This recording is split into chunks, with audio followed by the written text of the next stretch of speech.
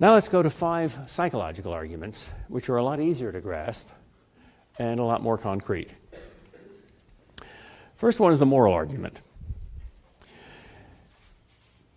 If one thing is really morally good and another thing is really morally evil, if there is an objective moral law, if it's right to make the judgment murder is wrong and justice is right, then once you admit the existence of a moral law, once you become something more than a materialist, once you say that the reality outside your own mind consists of something more than just atoms and molecules, it also consists of laws, not just laws that describe how those atoms and molecules work, like gravity, but also laws that prescribe how you ought to work and how you ought to treat other people.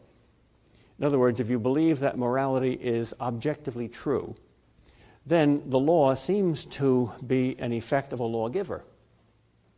A law is an expression of a will. Thou shalt do this. That is not a law that describes how things do behave, but how things should behave. So this version of the argument says if there's a universal moral law for all chosen behavior, then there must be a universal moral lawgiver, which cannot be any human being or any society, but must be some transcendent being, something like a god. I think a better version of that argument is the version made popular by Cardinal Newman, who was already working in an environment where people denied the existence of objective morality or a natural law. And he pointed out that even these people can be impressed by the moral argument if you ask them one question. Do you believe you should always obey your own conscience? And they say, well, yes, I don't believe I should always obey the 10 Commandments or anything else because I don't believe in God, and there's no universal objective morality for everybody. But certainly, if I believe I ought to do this and you believe I ought not to do this, then different strokes for different folks. It's always right for me to do what my conscience tells me to do, and it's always right for you to do what your conscience tells you to do, even though they're different things. Well then, there's one absolute left, your conscience. It's always, always wrong to deliberately violate your conscience, to be a moral hypocrite. Oh, so there's an absolute value. Yeah, it's just subjective, but it's absolute. Why? Why should you always obey your conscience? Where did conscience come from? Oh, well, it's a social construct. Oh, then it's simply society's law. It's not God's law. Yeah.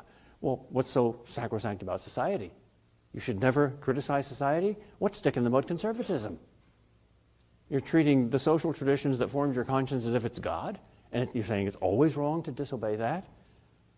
How uncreative. Well, no, it's biological instinct. Oh, your biological instincts are God? You should never question them or change them or manipulate them? Really? They're like the sheet music rather than like the keys on the piano? Well, no, they're like the keys on the piano. They're relative. Oh, well then what's the absolute?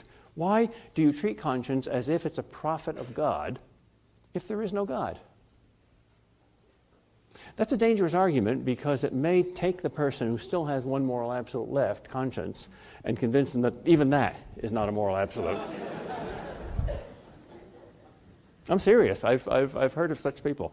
Friedrich Nietzsche is probably one of them.